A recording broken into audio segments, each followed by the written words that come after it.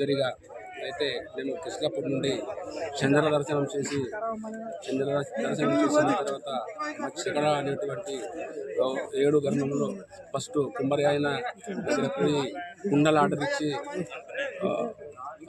పవిత్రమైన కుండలు వాళ్ళు కూడా తయారు చేసి మా శేషనాగునికి ఆమూస రోజు పూజ చేసేందుకు ఆర్డర్ ఇచ్చిన తర్వాత మర్రి వచ్చి 7 గర్భంలో తిరిగి విశ్రాంతులు చక్ర అనేటువంటి మళ్ళా కృష్ణాపూర్ రిటర్న్ వచ్చిన తర్వాత మళ్ళా అందరు అన్నదమ్ములు కలిసి తెల్ల వస్త్రదంతో మేము 30వ తారీఖు రోజు మేము పాదయాత్రతో గంగాజలం కొరకు వెళ్ళటం జరిగింది 30వ తారీఖు రోజు.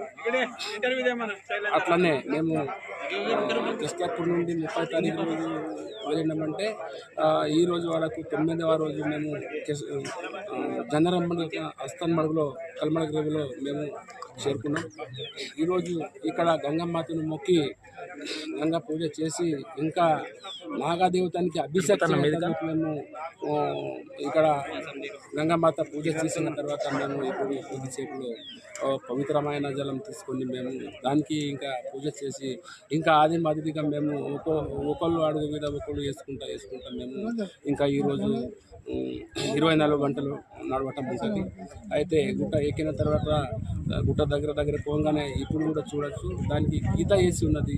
ఈ గుట్టకు ఇస్లాపూర్ మధ్యలో గీత వేసి ఉన్నది. ఆ గీతాల పోయి మేము తమ్మకి వేసిన తర్వాత అక్కడ దాటిన తర్వాత ఇప్పటి కూడా జైనూర్ మండల్ అక్కడ చేరుకుంటాం.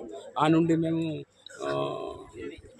జైనూర్ మండల్ గౌరీలో హనుమంతరావు కట్టడ దగ్గర ఈ కలశం తీసుకుపోయి ఉంచి అట్లనే ఎక్కడో అక్కడ పోయి మేము మళ్ళా 2 రోజులు గ్యాప్ చేసి